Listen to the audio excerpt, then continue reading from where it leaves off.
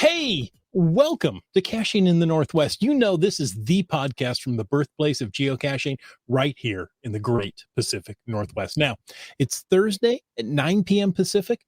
They call me Chris of the Northwest, and we're going to talk about geocaches and geocachers from here all around the world. So while you're still eating leftovers from Taco Tuesday, we'll be caching in the Northwest. Tacos. I like tacos any day of the week. Tonight, this day of the week, though, we're talking about Trackables, or Trackables, if you want to be fancy. Ooh. As always, live audience, what do you want to talk about with Trackables? Throw it in the chat. Bring up some ideas. The discussion's probably already going. I'm not looking, but I bet it is. And I'm sure it's lively. But before we can get to Trackables and all the news that there is to share tonight, we have to first bring in our tracking tamarind. Some say he dresses every day like it's laundry day. And others say his drone bakery service was named Pie in the Sky. All we know is he's called Land Monkey. Yes, the most difficult part of the drone bakery service was getting the ovens up there. Otherwise, it was working pretty well. So I decided solar oven was the angle to work on. Oh.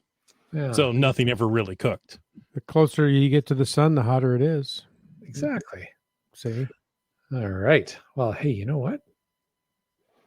Chicken butt. It is time for a quick reminder that Hey, this is a family-friendly podcast. It was a family-friendly podcast. We appreciate the support of our patrons who help keep this podcast coming each and every week, regardless of the rating.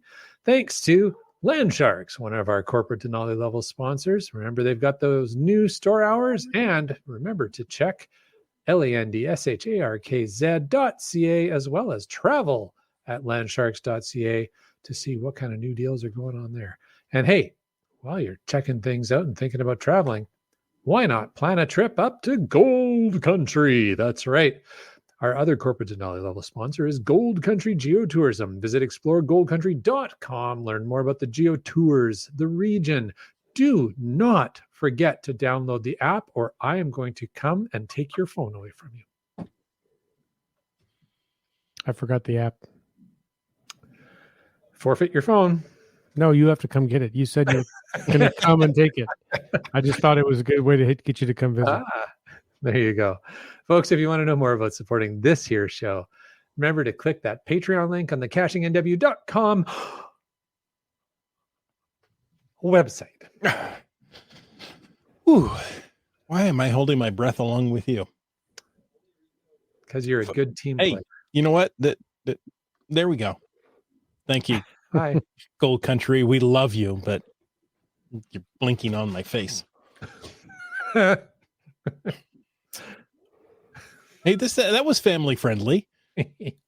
Hey, what else is family friendly usually is the geocaching log of the week, or as we like to say, the glow. So whether you read it or whether you wrote it, we want to hear about it because great logs simply make geocaching better. You can send an email or a recording to feedback@cachingnw.com. You can also call in to 253-693-TFTC. That's 8382. You know, because letters aren't always by the numbers on the phone pad anymore, just in case you needed to know that. And show us just how you glow. In fact, tonight, we have a call from that very number. Let me know. I'm going to play it. Make sure you all can hear. Good day, gentlemen. This is Limax yet again. I'm glad we've got the hotline working because I seem to be putting it on fire here. Anyway, talking about this month with the iconic cacher on the Wheel of Challenges, gas station Susan is just talking about that. I have a really funny story related to that. Recently made a trip up to Missoula, Montana, and we got there by heading west from Butte, Montana, along Interstate 90. Well, the last rest area before we got into Missoula, I noticed that there was an event cache there. And unfortunately, it had happened, I think, like 1 day or 2 days before we were driving through there. So there was absolutely no chance on doing it. So it's like, okay, oh well. So we went and did our business in Missoula. But when we were returning back a couple days later, I stopped off at that rest area because I noticed there was a traditional there. And then Pimple Bear noticed there were a letterbox, a mystery, a multi-cache, and I got to looking at my bookmarks, and in Cachely, it was showing them all his FTF chances. I'm thinking, I know what this was for. Someone had put together a local event along with a bunch of different caches for people in the Missoula area to be able to do the Wheel of Challenges. And the event actually was related to the Wheel of Challenges because a lot of those con types happen to be rare in that part of Montana. Anyway, just thought you'd find that interesting. Bye. There you go. I found that very interesting. It is. So You if someone thought you like Land Monkey, who's cashed out his entire area and has no caches left, needs to get all his Wheel of Challenges caches, he can just pop on over to Missoula. Missoula. I just Hit like the- the sound Hit of the first rest stop. Yeah. And you're good to go. I had to laugh when he mentioned that they were passing the rest stop and he had stopped in Missoula to do his business. I thought, That's what you do at a rest I'm not stop. sure that's what you meant, but it sure sounded funny to me. So I've never considered putting on an event at a rest stop. yeah. Why not? Why not? There you go. It actually could be very convenient depending on how your locale is set up. Yeah. Very cool. Unless you're Congrats. coming from the opposite direction. Sometimes that's a problem. But, well, you know. Yes. Well, you just go another 30 miles and turn around and come back. Yeah. Go to the next rest stop. Come back. Anyways, thank you, Limax. That was a lot of fun. That was cool. And I can't remember. Did we hear if he said there are FTF opportunities? Did he get the FTFs on them? We don't know. Oh, suspense. Maybe next week we'll have another call. There you never go. know. This continuing saga. He may call back. He may. All right. Well, that was entertaining. Yeah. Wasn't it? You know what else is entertaining is Bigfoot. It's I very guess that depends on your perspective and your personal relationship with Bigfoot. well, and it's very Northwest, isn't it? It is Yes. very Northwest. At least that's what one would think. But there's a story from Belmont County, Ohio, which is northwest of somewhere, of course. It's mid-Northwest. Yeah. Asks the question, is Bigfoot in the Ohio Valley? We don't know. Go find out and come back. Give us a call. 253-693-TFTC and let us know. We'll wait. You can pause the podcast. It will wait here for hours. Right now. Yeah. Yeah. All right. All right. Well, maybe not. Welcome back. If you've just paused and come back 3 days later, you can find out if Bigfoot is in the Ohio Valley by going there and visiting the upcoming Bigfoot Geo Tour. Belmont County Tourism Department is hosting one there. The host there, Jim Thompson, says Bigfoot definitely exists. He says, I experienced an encounter back in 2014, and it probably more or less solidified it for me that he was real. So did you catch that? It probably more or less solidified it that he was real. So that, I mean, you just can't get any more descriptive than that. Oh, you could. Yeah. But no. Probably. Now, they don't promise that you More or will less. find Bigfoot in the woods. And if you do, I don't know if I want to know about it. But starting September 30th, there will be 20 Bigfoot-themed caches across Belmont County, Ohio for geocachers to find and track. He says people come from all over the U.S. for these launch events, but by adding the Bigfoot theme to it, he says we've also added a different group of people. Now, FTF hunters, listen up, because you can get all these great rewards, but only the first 40 people to bring their complete passport of 20 cache codes will receive a trackable gold coin. Everyone else gets a black coin, which is still very cool. Mhm. But if you want that gold one, you got to be one of the first 40 people. So whether you want to find Bigfoot or you just enjoy being in the woods like a lot of us do, Or you like gold coins. or you like gold coins, be early. Make sure you head to Bark Camp State Park for the pre-launch Bigfoot Bash. There's going to be a presentation there. It's going to be great. He says it's a fantastic idea marrying up the two, geocaching and Bigfoot. Because getting people out in the woods to find things, it's great. He adds, he doesn't think people are going to find Bigfoot, but they're going to find Bigfoot stuff with geocaching items in them. So you'll get rewards, you'll get stuff, you'll get, smileys on your geocaching, and you'll just create great memories. Is that anything like Probably. Bigfoot stuffing, like what you put in Bigfoot for Thanksgiving? Yeah. Yeah, sure. Mhm. And probably more or less. Yeah.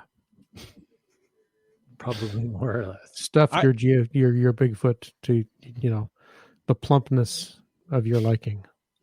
When the little Bigfoot timer pops up, you know he's done. Oh, Is it like a little foot? And when it gets big, it's, I don't know how that works. But that reminds me of the Bigfoot geo tour we have down south. very fun. Yes. 10, 15 caches. I want to say 10, but Yeah. Something like that.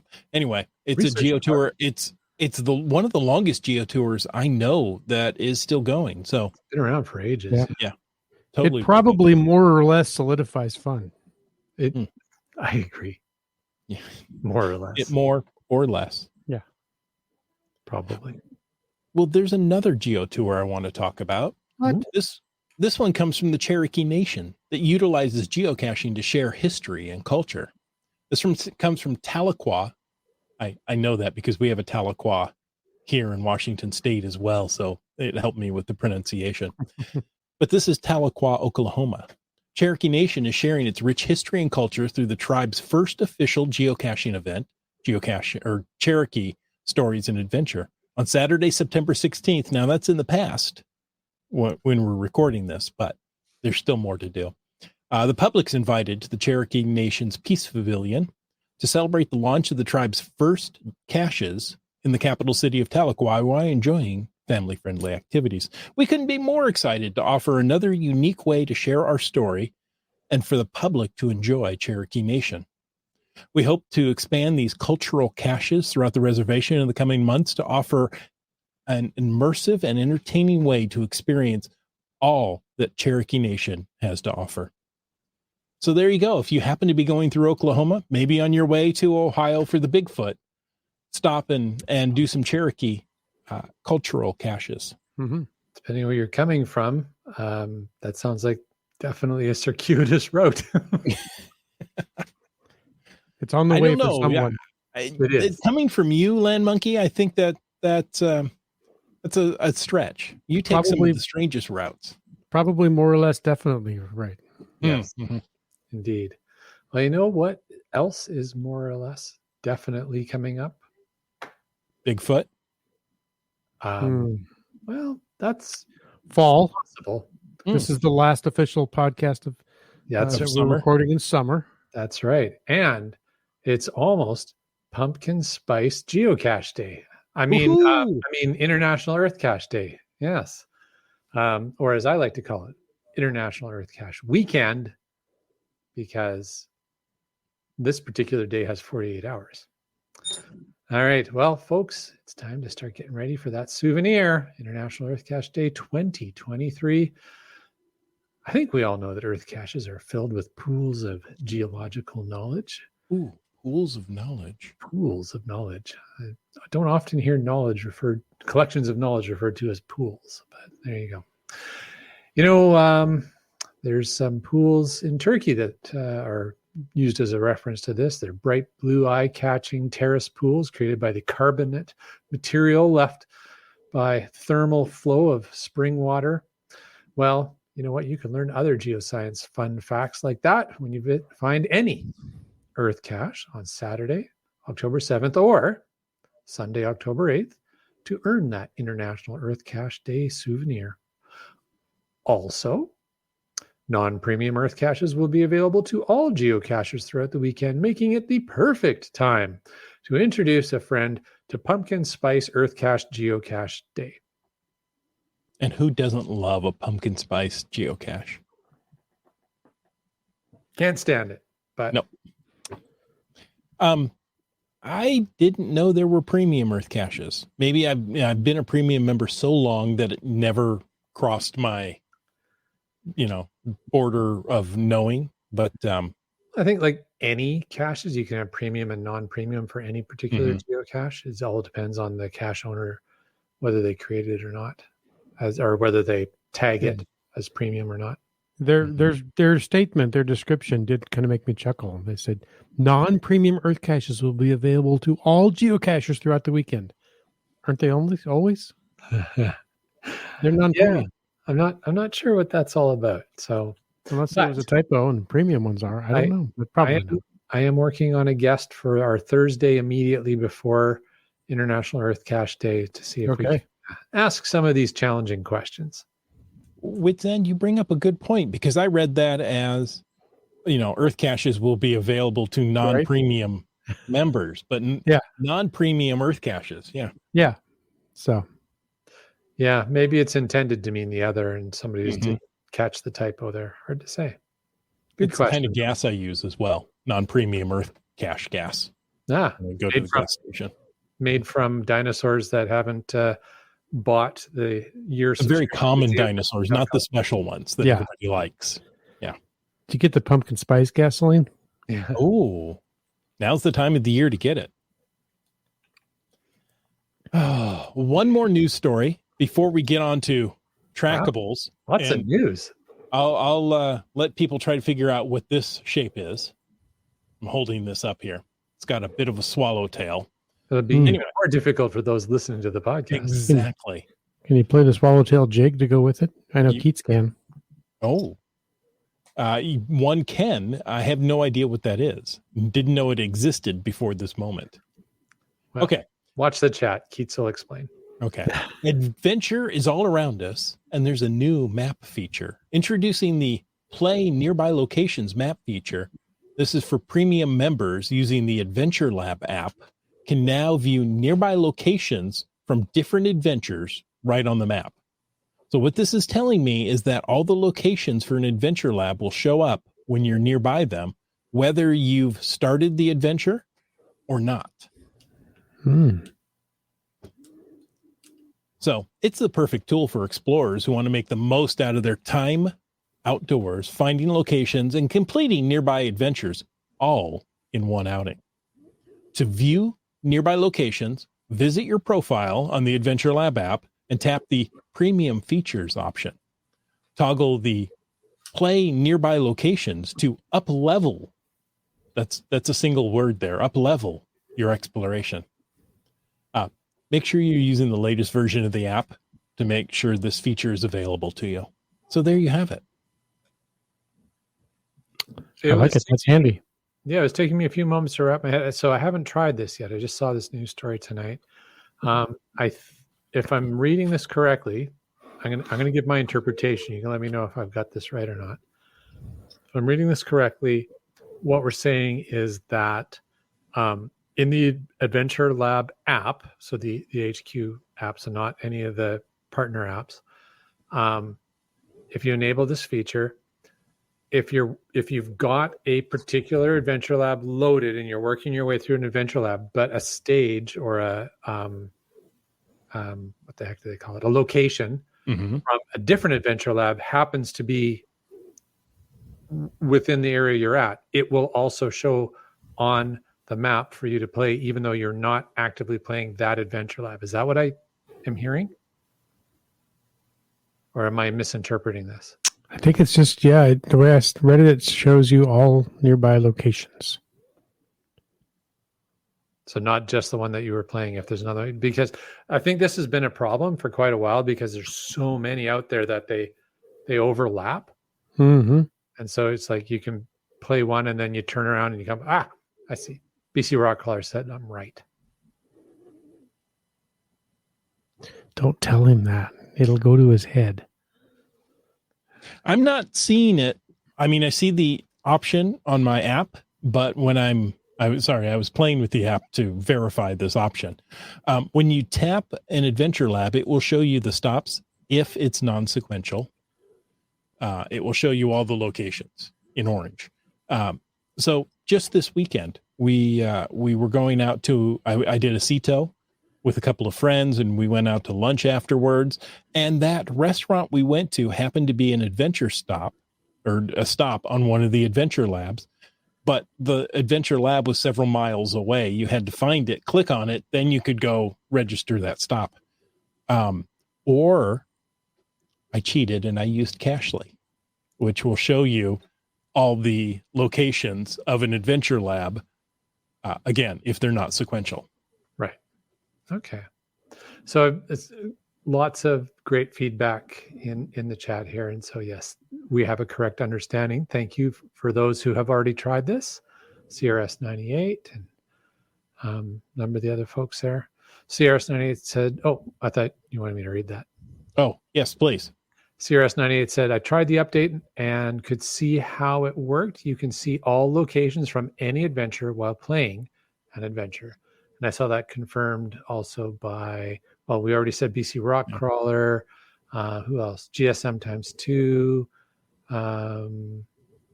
Keats agrees the overlapping gets me. Yeah, I'm with you, Keats. Drives me nuts. But I get it, right? You give out so many credits by the very nature of how this is now. They're going to, it's like multis, right?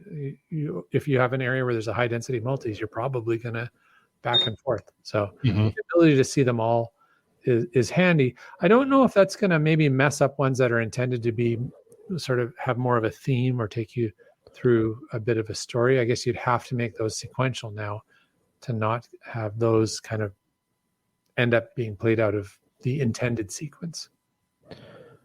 Yeah, well, as I'm looking at the app, and as I look at it, I tap on. Well, I can show you. Maybe. Oh, maybe I'll please. show you not.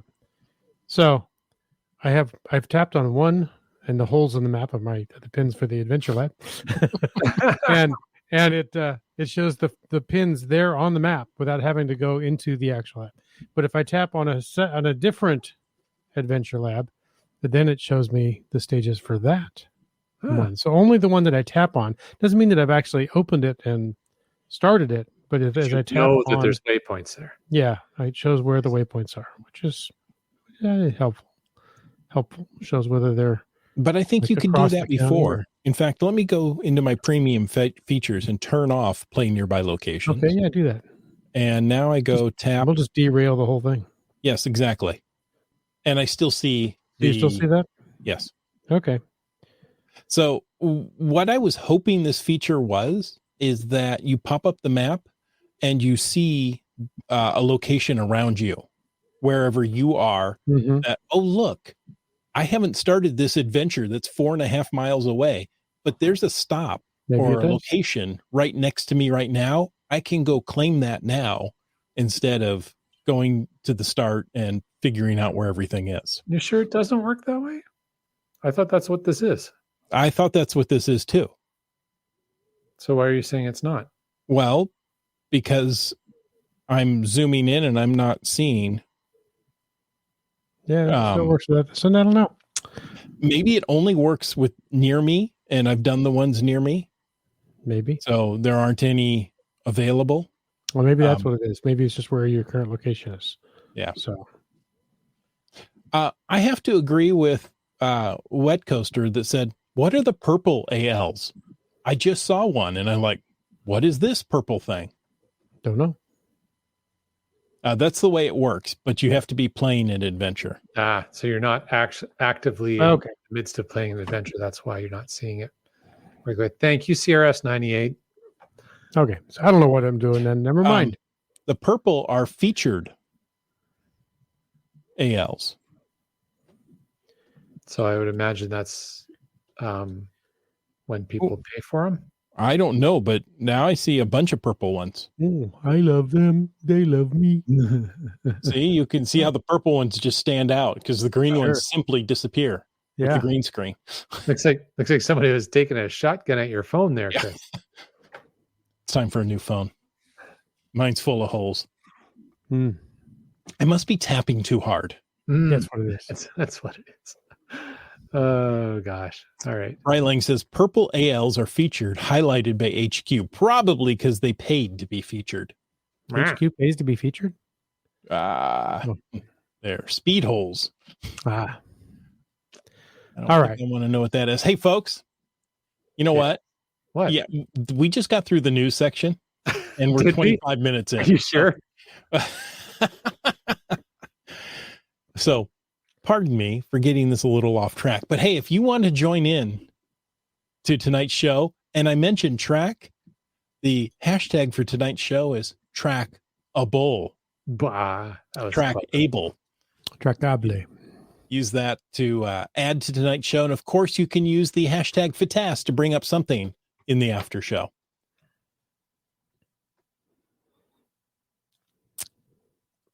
All right.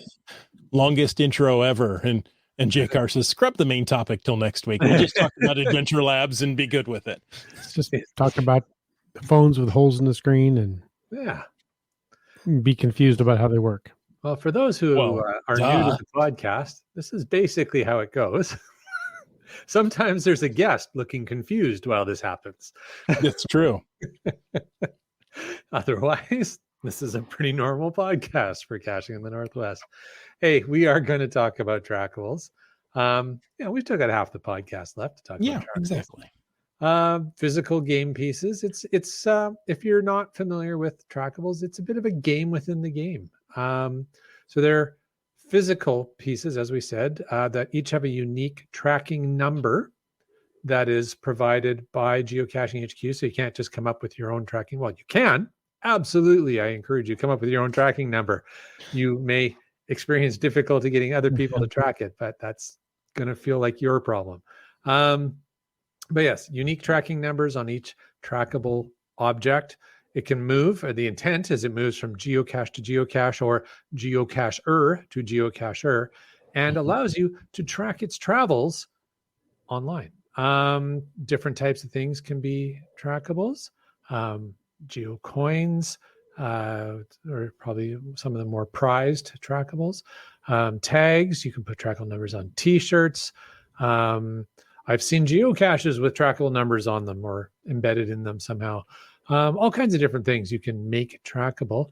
The most common asked question that new cachers have is, "Kansai has it?"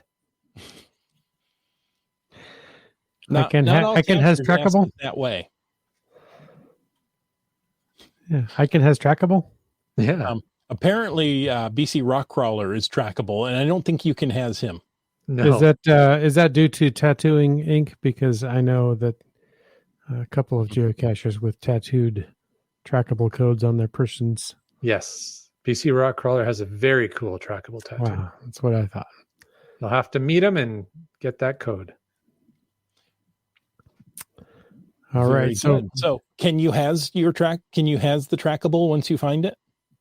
Say I find a cool trackable that has a flag with a swallow tail like this, and people go, I have no idea where that's from.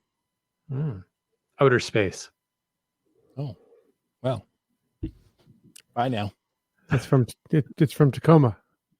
Well, that's where the coin is at the moment. Yes. Yeah. So Oh, this is the flag for the state of Ohio, by the way. So guys, I thought that was appropriate for Bigfoot. That is very cool. So what's the answer? Can you?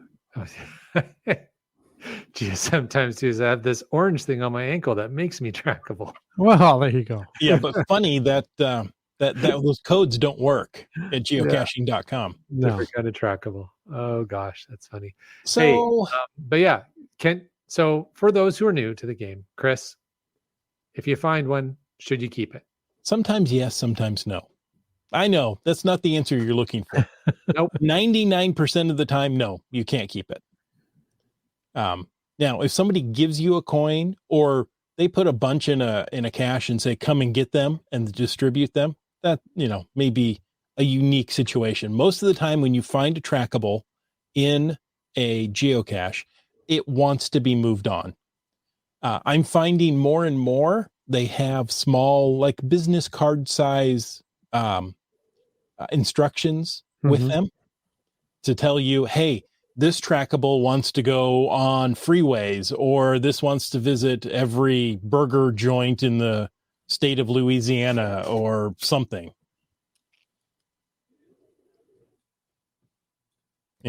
Whatever its mission is. And there are some that don't have missions. They just want to get out there and be found and be explored. What about mission 9, Tunnel of Light? Ooh, that's a different. That's a different mission. Now, once you find one, how do you go ahead and log it? Well, you can use the tracking code that's found somewhere on that coin or on that trackable. There's a unique number. Yeah. Usually, this one's on the edge. So yeah, the it's back really hard to see. The back of mine is right there. Oh, there you go. Under that piece of tape. Wonder why you put that piece of tape up there. I don't know. Thank you for doing that. That is a unique code. Typically starts with TB, but that's not necessarily true. You can get custom codes. But they should always have the words trackable at geocaching.com. And that's going to tell you that that's a tracking code. You go there, you go to under play. If you're on the website, play trackables, enter that code, and then you can discover it, pick it up, do what you want to do, and move it along. And when we say move it along, what do we actually mean there, Wits End? Well, you move it along. Nothing to see here. Move along. Usually you pick up that trackable if it's once, especially if you know its goal and you can help it achieve its goal, and then you deposit it in another geocache. That's kind of the idea. I remember I was really excited when I found my very first trackable, and I put a watch on it, and I think there's still a watch on it. I just don't get any updates because it is lost, like so many trackables. Oh, yeah. But yeah, and if you go to the page of a trackable, you can see where it has been. Some trackables have traveled far and wide. Some have traveled to 1 or 2 stops and then fell off the face of the earth. But exactly. I thought I had one of mine fall off the face of the earth. I haven't seen it for years. And just this last month, I've had 3 or 4 logs on it. Oh, I'm like, wow. Cool. I don't think I've seen that in 5 years. And suddenly now it's popped up. So I think Wet Coaster hit it on the head there. He says, move it along. Drop it under the seat of your car for for a few months or years. Yeah. And that can really happen, right? It's small trackable can go into a backpack and get lost. Yeah. Or you can put it in a different pocket of a coat or pants and not check it for a while. There you go. Many seem to move to the bottom of the backpack and stay there for years. So when you do find it, you know what? Let the owner know, hey, I found this. I'm so sorry. I lost it. I found it when I cleaned out my car, cleaned out my backpack. Right. Hey, I put on the coat that I wore last winter and guess what I found in the pocket? That's okay. Let them know, hey, I found it and I'm going to move it on. So that's completely acceptable. These things happen. Don't think, oh boy, I'm so embarrassed. They'll never forgive me. I'll just, lose it and never worry about it again. No, they want to see it move on. So we all do it. Yeah. I got the same kind of thing one time, a year or 2 ago. I got a trackable I hadn't seen logs on in 10 years. All of a sudden I got a log. I'm like, oh, somebody decided that move it on. They found it under their car seat, whatever. And I was all very excited. And I sent a message to the person that posted that. And they said, oh, sorry, typo, wrong code. It's not your trackable. That happened to me as well. Like, oh, bummer. Wah, wah. Yeah. So Wits End. Simply Golden. Right? Simply Golden. Swiftly Golden.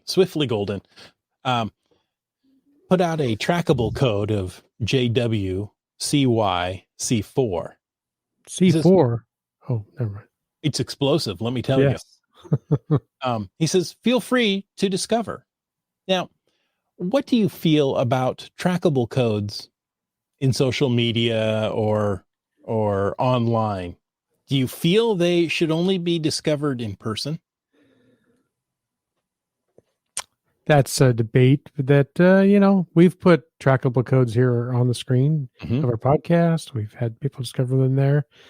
It can be various ways. You're not going to be able to probably deposit it into a geocache and move it along and update the trackables map kind of thing, but it can be fun. How many of us have found a bumper sticker, car window sticker with a code on it, and logged that, found that, discovered that? Mm-hmm. So yeah, I think go for it.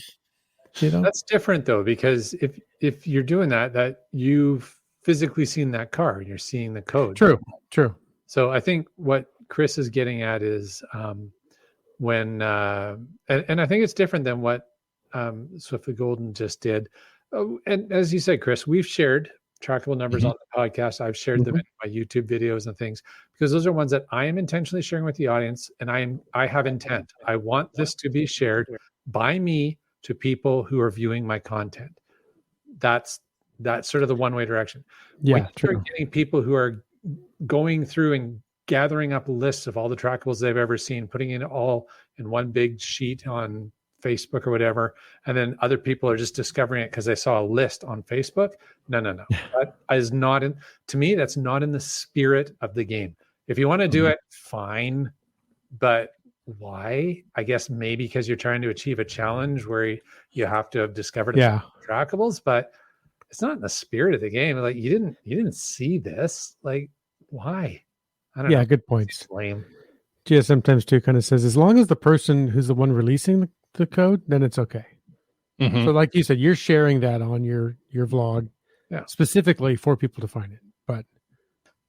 But I'm not sharing it on my vlog or on the podcast so that somebody else can find it on somebody else's website or Facebook page. Exactly. That's not the point. Yeah, exactly. For instance, I'm still getting logs from the big geocaching events this summer. People are still putting in trackable logs. Hey, I saw this over the summer. It's like, wow, that was a year ago. Yes, because last summer. Right? Yeah. Sorry, last summer. So, I find that interesting. Of wow, they are really behind in their logging, but you know what? That's a good little hobby for them to do. And some people, like you say, it's a game within a game. Some people find trackables far more interesting than geocaching. And you can do, whatever you like, feel free and do it. Kitty Quest says it's fine if the owner is sharing them online with a particular group, as such as those in a podcast audience or a Zoom call, but not okay if given out to someone other than the owner. Yeah. Right. So if somebody has a list of codes that they found online and then they publish that, well, that's not necessarily cool.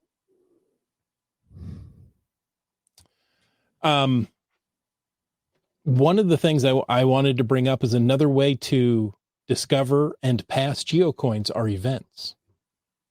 Right. At most events, there is a geocoin table or a space set aside where people will bring coins either to move along, somebody else to grab, or they are there to discover. And there are a few apps out there that will help you scan these codes quickly and easily and auto log them for you. Hey, I set up my app that as soon as it scans that number, it puts in a discover log and off I go. And, if that's what you want, great.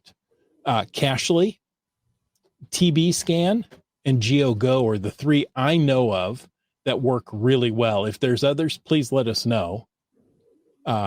Gas Station Tuna likes TV Scan. It's great. Yeah.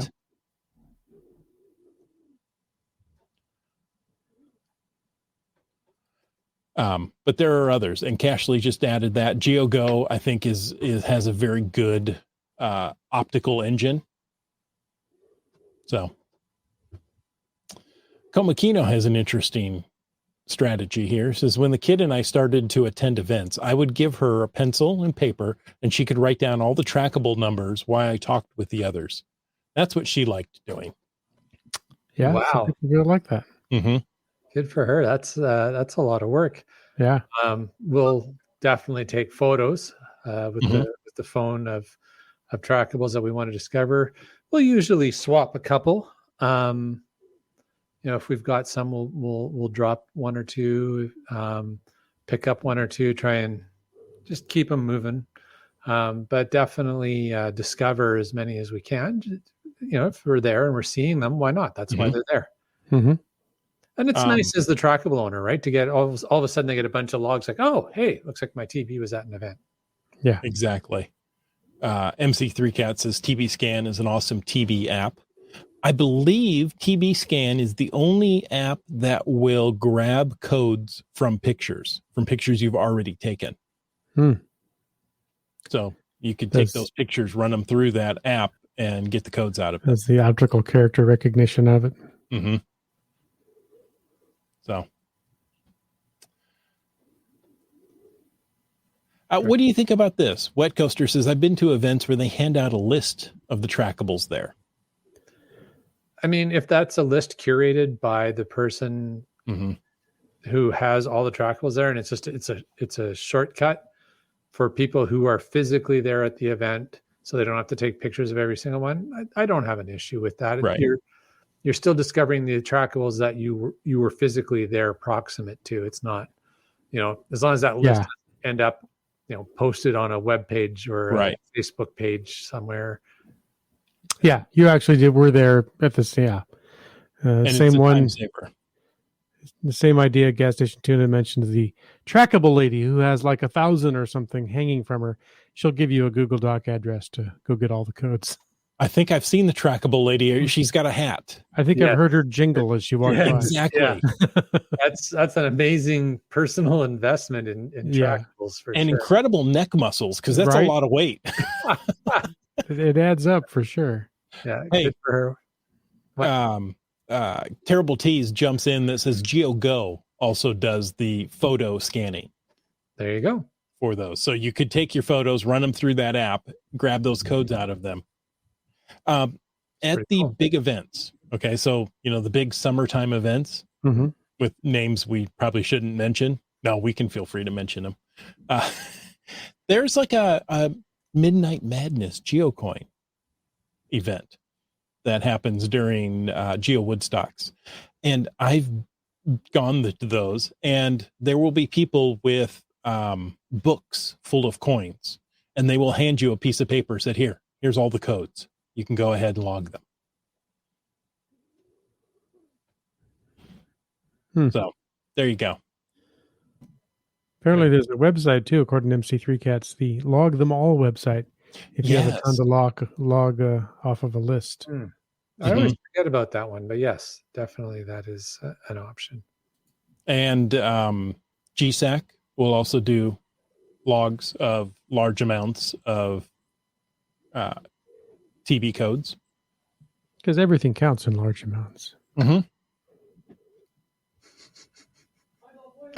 you go.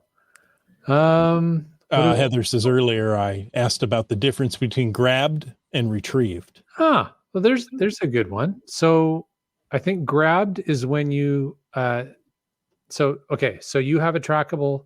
Let's say you have a trackable in your hand. I do. Yeah, there you go. So and you were out geocaching, and that was in a geocache. You physically picked it up, you have it in your possession, or you were at an event and you physically picked it up, you have it in your possession, and now you're going to electronically log it. But you notice when you go to electronically log it, it shows that it is in either a geocache or an event, or it is in the hands of a different geocacher name. So if it's in the event, if it's in a geocache, you're retrieving it from that event or from that geocache. When you go to log it, you log a retrieved. It is now in your inventory electronically as well as in your hand.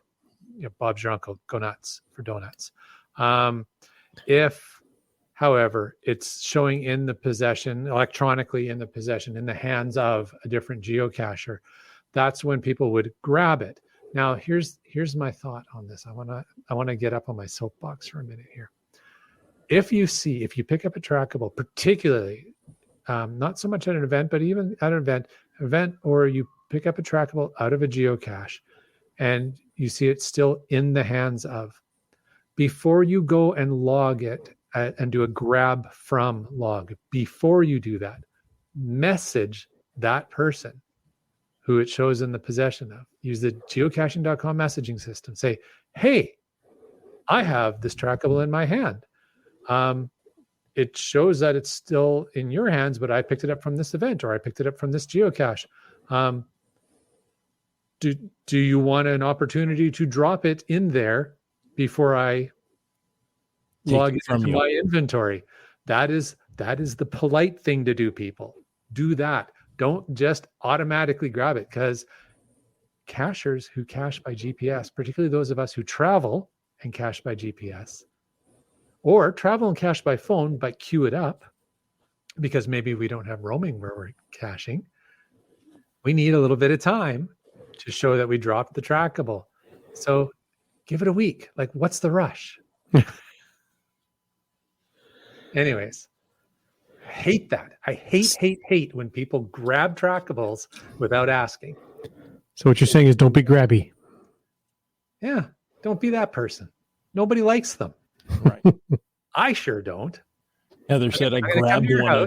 I'm going to take your phone. You haven't made it yet. Still got it. Just don't do it. No need. Heather says I grabbed one at an event, but the owner said I should have retrieved it. From the event or cache, you retrieve. From person to person, you grab. Yeah. So in that scenario, the person, they're probably saying that to her because the person who owns it probably noticed that it had been grabbed. The person who brought it to the event probably hadn't had time to drop it into the event yet. And again, then just message whoever it shows in their possession before you grab it. Give people a chance to drop it. Because here's the number one reason, besides being kind of like personally annoying, here's the number one reason. If you grab it, it won't show for the cache or the trackable owner, it won't show that it made it to that destination, either that event or that cache. If you grab it from the hands of somebody who had placed it into the cache, maybe this trackable just crossed the continent. Maybe it came from a different continent, and it's not going to show any of that distance in the logs because you grabbed it before they had a chance to drop it. So really easy fix. Just message the person, say, hey, I've got this in my hands now. Did you want a chance to drop it? Give them a week. If you don't hear anything back in a week, fine, grab it. JCar says, yes, it can mess up the miles. And some people, that's very important to track those miles. Yes.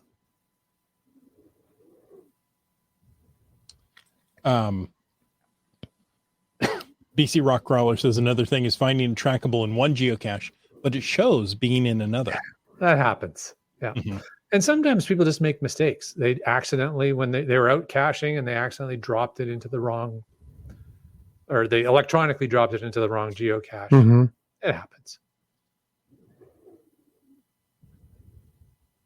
Oh, interesting. He goes on to say, BC Rock Crawler is our trackable research department this evening. Apparently so. I will retrieve it, place it in the cache I found it in, and then retrieve it from that cache. There you go. That helps fix the mile thing too. Yes, exactly. And that's what we'll tend to do. If somebody grabs one from us, we'll grab it back, drop it into the event or the cache where we found it, and then retrieve it from there. But anyways, I digress. I have a soapbox to put away. Continue on. I don't know if I want to get into the next topic because we only have a few moments. What's the next topic? Well, do we want to discuss collections? Oh, like collectible versus yeah. You know what? Let's make that its own topic because that is definitely so confusing. I think I saw who was it? Gas Station Tuna and at least somebody else earlier commented like, I don't get this. And it is confusing. It is. And it's just weird terminology. It's just that they use the words differently than you would think. Mm-hmm. You keep using that word. I do not think it means what you think it means. Conceivable. Well, one of the things I looked, and the oldest trackable I could find that's still active That's interesting. was TB18 Kermit the Frog, or if you like to beat him, it's Kermit the Frog. TB18. Yeah, that sounds pretty old because we're up to like 6-digit numbers or something. Yeah. Started in 2001, and the last action on it was last week. That's a very active trackable. So is it still like the original? I think it to be. Wow. So, TB18. Just curious. Now, I think the trackable with the most miles on it is the one that went up to the ISS and back down. Well, that would make sense. Yeah. But I don't know how you track miles that way. Yeah, I don't know. I mean, on every individual trackable, your tracking history, you'll have the distance it's traveled. Mm-hmm. But if it's on the ISS, that's moving. Yeah, you're only going to get the... It throws the algorithm off. That would really throw it off. Mm-hmm. I'm not even sure how that would work. Because it would... Yeah, I don't know. Yeah, somebody would have to be logging it, every 4 hours around the globe. I think we need a rocket scientist to help us with that one. I think I may know one. Okay. There's another thing. Yeah. And I don't, I'm not that big into trackables, so I have to do shows like this every so often just to renew my skills. And did you know you can look for trackables around you? No, I don't think you did you? Oh, in the apps and such. Yeah. At least on the website. Yeah. Do tell. You go to play trackables and then click on for collectors there on the left-hand side of the page. And there's custom trackables. Click on that and it will show you the trackables near you. I'm looking on it right now. Let's see is that ever neat? You know what? I didn't know that feature was in the website. Well, that's fun. Yeah. Thank there you go. Chris. So if you're looking for a trackable nearby, that's a great way to have it pop up. Assuming that it's actually in that cache still, but yes. Mm-hmm. How cool. And then you can click on the individual trackables. And that's really neat. Today I learned. There you go. I was today years old. Share that with you. Here, let me see if this copies well and paste into the chat. Yeah. There you go. How's that? Play trackables for collectors, custom trackables. Well done. And yeah, BC Rock College says that only works if the trackable is actually there. So yeah, agreed. Yes. So that's always the slight risk you take. I think it's much better now with the proliferation of cell phones. Yeah. And smartphones and such that the TVs typically are where they're supposed to be. I think it's better. I don't think it's perfect. Well, and you always have things like somebody who's new to the game, doesn't understand what they are, picks them up and goes into a battle. Right. So, I mean, it happens. No, good stuff. Right. One more thing to talk on. If I wanted to give this wonderful Ohio flag trackable to its end, if it just goes across the screen right here and shows up in his hand. Oh, that would have been so cool. Wouldn't that have been great? A little better, yeah. If Jim had one as well. I got it. Yeah. It's right there. You guys, you should trust me on my that. hand. Trust me on it. It's here. Look, nothing up my sleeve. You can do that by adopting a trackable the same way you adopt a geocache. Just go to geocaching.com/adopt, and the owner can start that process and adopt it to another user. Cool. For just $1 a day. Oh no, that's something else entirely. You could save a poor trackable. Yeah. Well, yeah, there's all kinds of different things. So I've got a trackable There you here go. that I had this one. I think I had it out in the wild and then it came back. And so I've just held on to it at home for a while now. Haven't decided what I'm going to do with it next, but it's one of those, the Deadly Ducks, Mhm. the 7 Deadly Ducks trackable tags on a appropriately matching duck. A little big to go in most caches. So I think it'll probably show up at some events again at some point. It's been sitting on my mantle for a while. It's just funny because just before the podcast, I was reminded that actually is sitting there on display behind me. There you go. It's not a coin. That's a toy with a tracking tag on it. Right. Yes. So usually called a host. Oh, I like that term. Yeah. Called a host or a there's another term that people use. I can't remember what it is. Does that make the tag a parasite? Yes. Okay. It is. Well, there's a symbiotic relationship. Yeah. Anyways. Yes, very cool. MC3 Cats wants to know where I got the Ohio flag coin. It was given to me by somebody in Ohio. Huh. Starcacher says, I own one of the Ohio State Neat. trackable flags. Very cool. Guardian. There you go. Thank you, BC Rockholder. Oh, Guardian interesting. Okay. I'll give you Guardian. Usually I assume Guardian is associated more with like something that a geocache is attached to. I usually say host for trackables, but yeah, it works either way. People will understand what you're getting at. Exactly. So often there are toys, McDonald's toys, just like you find in the cache, often have a hole drilled through them, some sort of unbreakable cord with aircraft grade wire run through it, so that TB tag and the toy never get separated. The same thing they put around multiple sets of car keys when you get a rental car. Why do they give you 2 sets of car keys on one ring? So if you lose them, they can charge you $1,000 instead of just $500. There you go. A rattlesnake in an ammo can is a guardian. Yeah. That log is not getting signed. No. Nope. All right. Well, what do you think? Cover this one off good enough? Cleveland Guardians, since I do have an Ohio State flag. Yeah. Megan says, I've heard the term hitchhiker. That's the other term I was looking for. Thank you. Now, a hitchhiker, I consider is another term for a travel bug. Yeah, or the tag. The tag. And then the hitchhiker would be attached to the host or the guardian. So hitchhiker, that makes sense. Guardian, hitchhiker, guardian, hitchhiker. Is that how? Okay.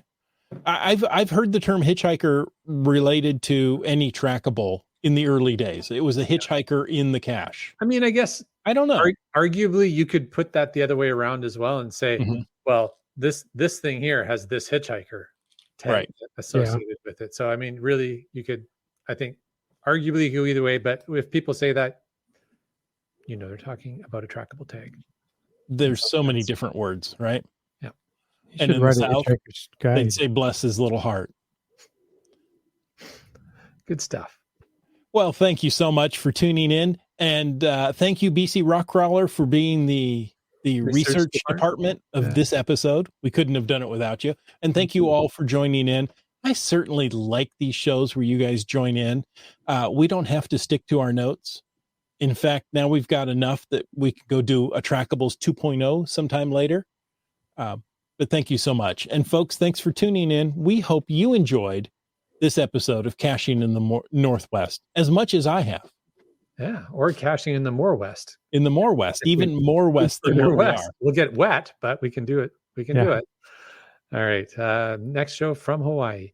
Hey, I want to take a moment to thank Land Sharks and Gold Country Geotourism, our corporate and high-level sponsors. LANDSHARKZ.ca is the outdoor adventure and geocaching store.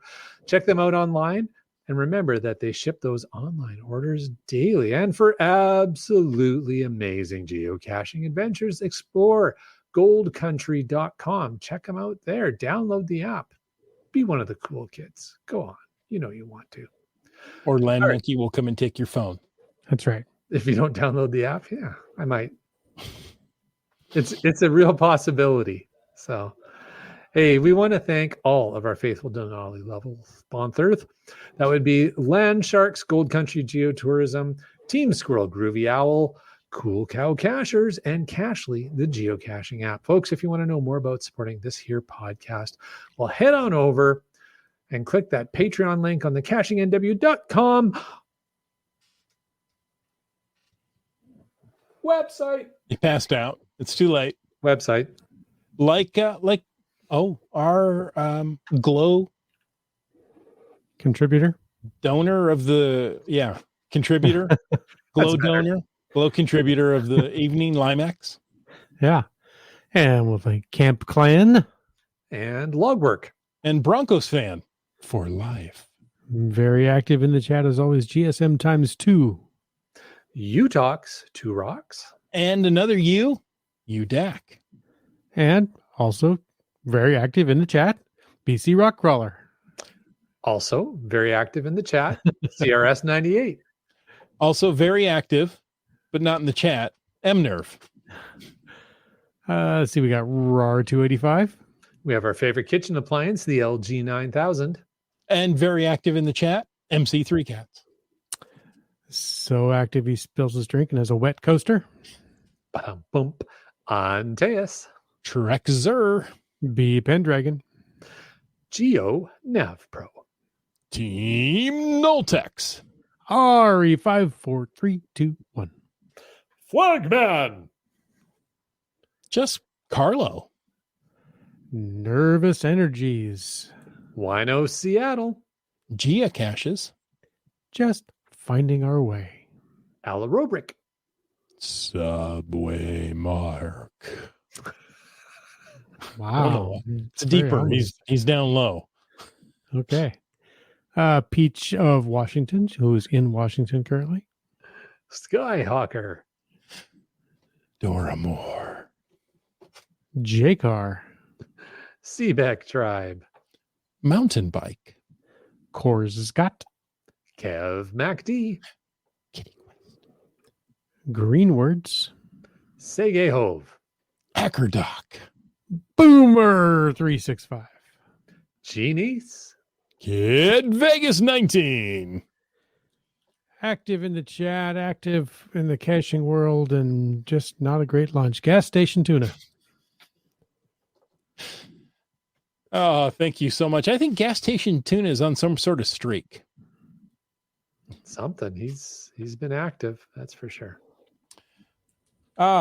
Folks, thanks for taking the time to listen to this episode of Caching in the Northwest. Your support helps keep the quality shows coming. So if you like the show, click the Patreon link on the cachingnw.com website. And if you didn't like the show, let us know what you want us to talk about. No one's ever taken me up on that offer. You could be the first.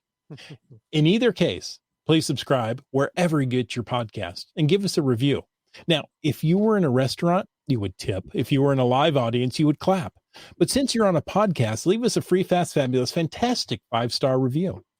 You can call in to 253-693-TFTC. That's all working again, by the way. And leave us a comment, ask us a question, or you know what? Grab a trackable right out of our hands any time of the day or night. And of course, you can email us at feedback@cachingnw.com. Join us live every Thursday night at 9 p.m. Pacific for a live show and chat. This show is produced by Chris Umfenauer, Jim Paulwitz, Jay Kennedy, and Brian Lang. It's licensed under a Creative Commons Attribution 3.0 license, copyright 2023 by Chris Umfenauer. And folks, I ask you to stay tuned for The After Show. The After Show. Now, just a few moments ago, Brian Lang says there are no FATASs. And suddenly we have FATASI all over the place. There you go. GSM times 2 would like to know how many events people have attended this month. Has there been an uptick in the number of events? Oh, related They to up-leveled their event numbers. related to the current souvenir challenge. Is that Mhm. maybe? Yeah, the it thing? could be. Very cool. Very cool. I've probably done an event or two more than normal. Yeah, I don't know. I think our event attending has been about average. Gas Station Tuna, for example, has held one coffee event a day for this week. It all ends Sunday. That's cray. That's some commitment. That's great. Yeah, we don't typically have a lot of events in this area, but I've noticed more than normal. So Mhm. that's, yeah. I know Seebeck Tribe is putting on a lot of events this week. So, in fact, Yeah. she mentions Cachers Across Border event at the Peace Arch at the Canadian-Washington border this Saturday. I'm There a you go. going. So I looked at that, looked at the will attends. It looked like the Caching in the Northwest patron list. Yeah, that's awesome. That's great. Sadly, I'm going to miss that one this year.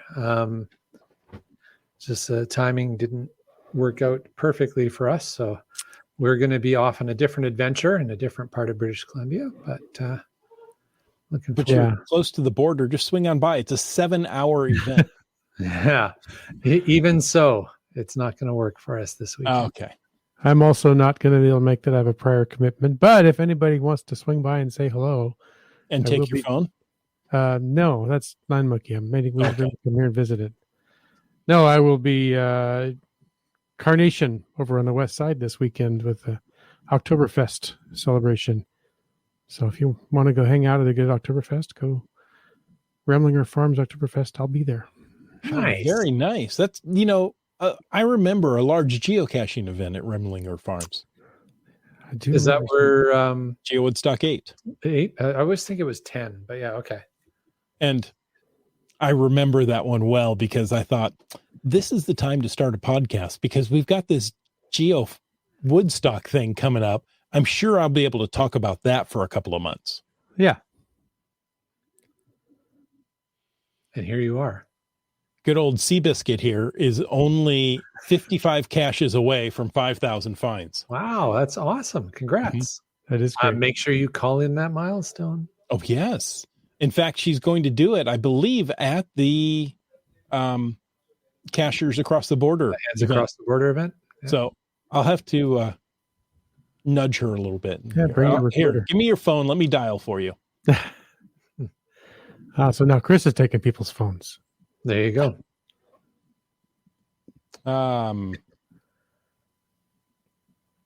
Things move around too quickly. Peach will be at the Peach Arch, the Peach Arch The event. Peach Arch. I think it'll just be the Peach Arch. Renamed I think it should be the Peach Arch. in her honor. That's funny. West had a chance to do an event in Delaware last week. I think we all had a chance to do an event in Delaware. Well, I suppose. She's the only one who went out there. Yeah. Capitalizing is different. Interesting. There's a birthday event for B. Pendragon on Sunday in Tacoma. Yeah. Oh, nice. Happy birthday.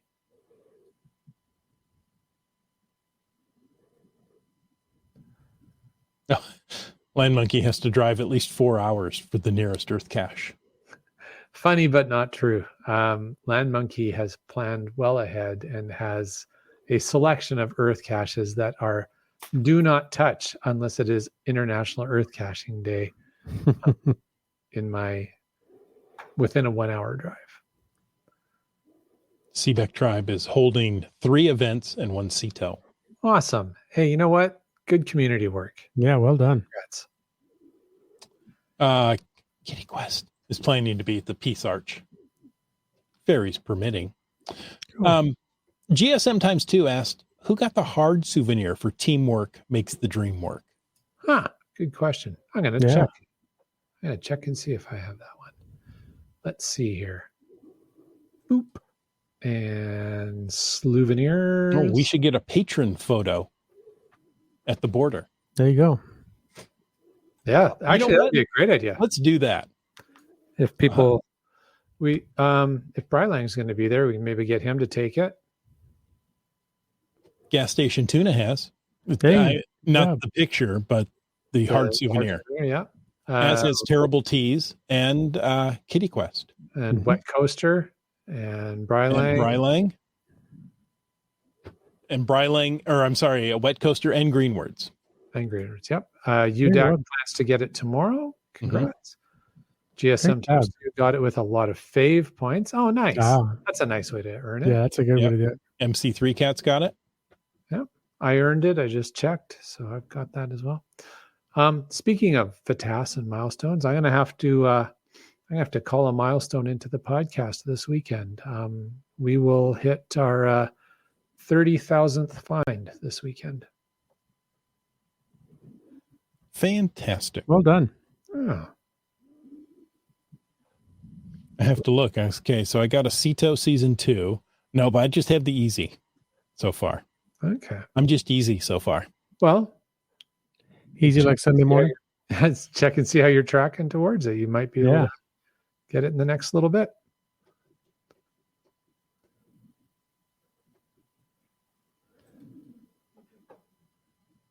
Very good.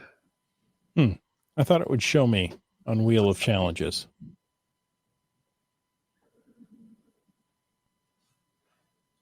Okay. Now's not the time for me to sit and look at my phone. It's gripping audio, though. It is. Yeah. No kidding. Here, let me tap hard enough to punch holes in my phone. As one does. Yes, I know it's in the leaderboard. I just had to go find it. And I thought, you know what? That doesn't make a lot of fun audio while I'm on the leaderboard. Indeed. And you can't look at the leaderboard on the phone. You have to do it on the website. Sorry, Jim. Was that the Lederhosen board? There you go. Okay. Well, did we cover off the FATASes? Chris? You frozen?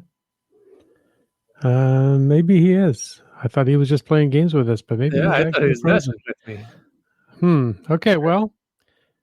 What do you think, Jim? One of us going to click end stream? I think we're going to have to say goodnight. All right. Thanks, everybody, for joining us, and maybe he'll come back and maybe he won't. Tune in next week to find out. Love it.